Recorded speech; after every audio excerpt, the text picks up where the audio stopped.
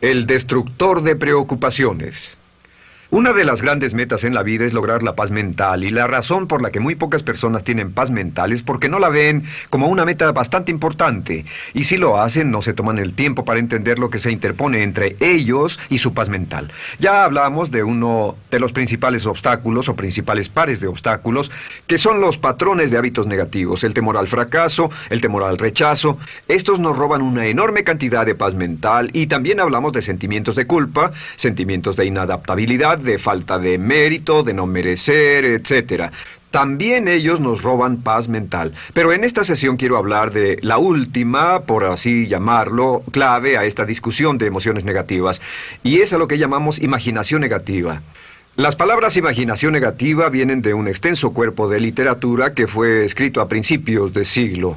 Encontraron que la imaginación negativa es algo que creamos en nosotros mismos y que al mismo tiempo nos causa una enorme cantidad de estrés y desesperación.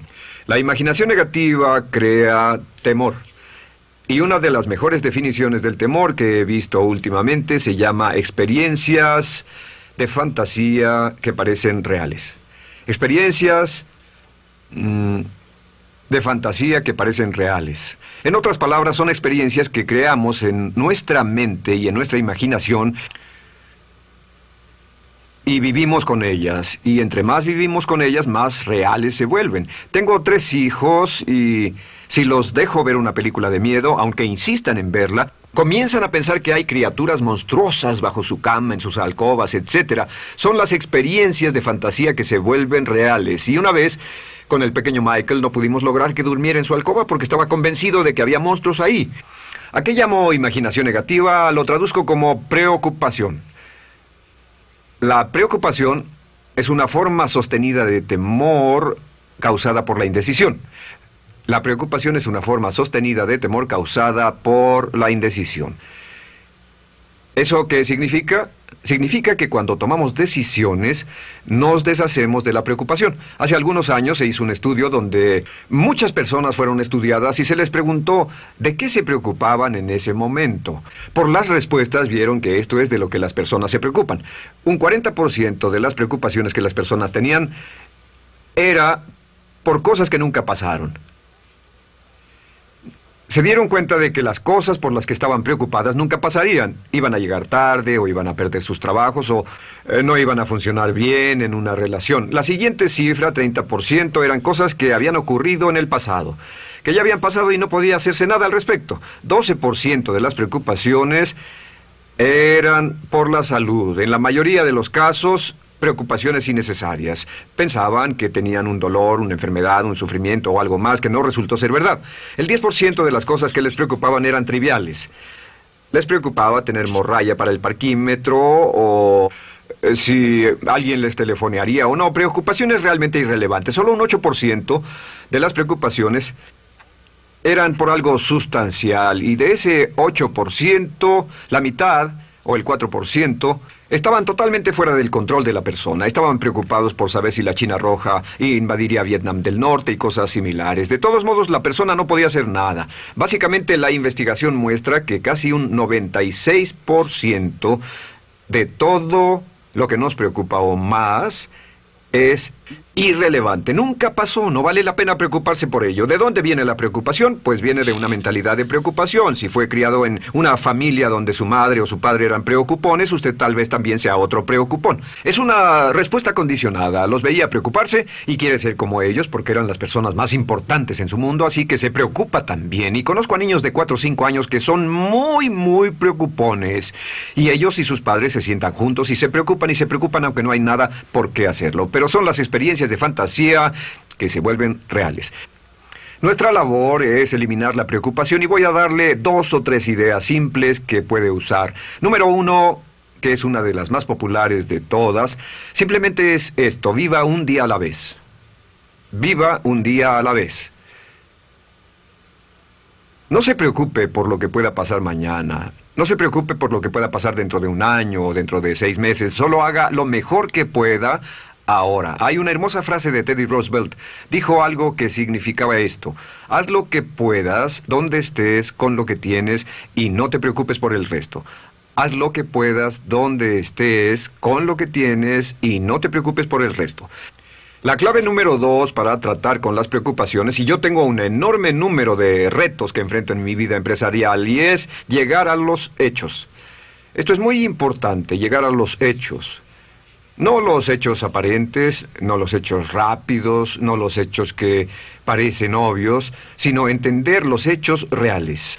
Tomar el tiempo para examinar una situación y descubrir cuál es la verdad real de la misma.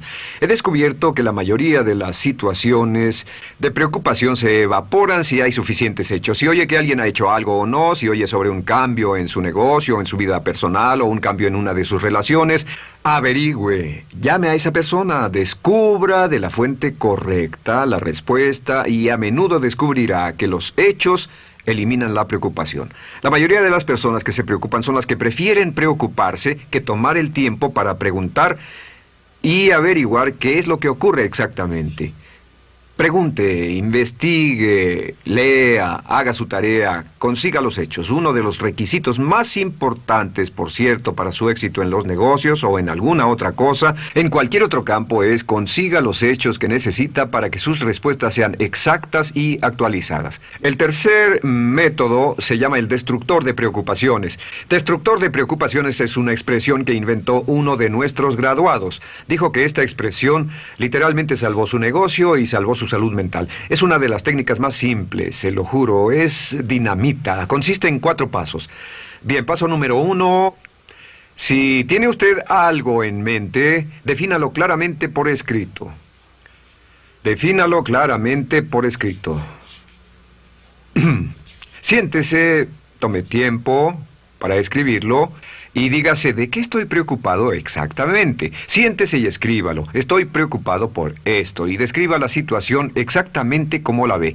En medicina dicen que un diagnóstico exacto equivale a un 50% de la cura. El diagnóstico exacto, definirlo claramente por escrito, es un 50% de la cura.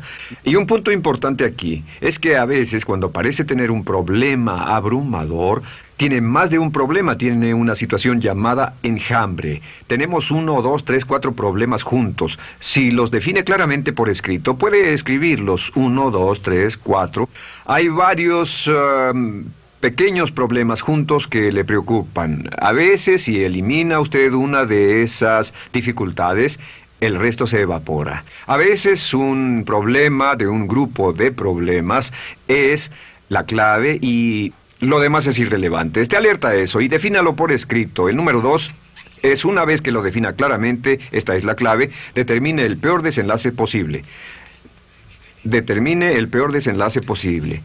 En otras palabras, pregúntese, ¿cuál es la peor cosa que podría pasar como resultado de esa situación?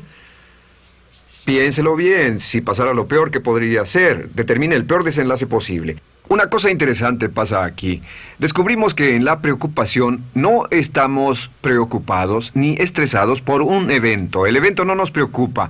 Lo que nos preocupa es la anticipación de ese evento y la resistencia que ponemos psicológicamente deseando, esperando, orando que no llegue ese evento.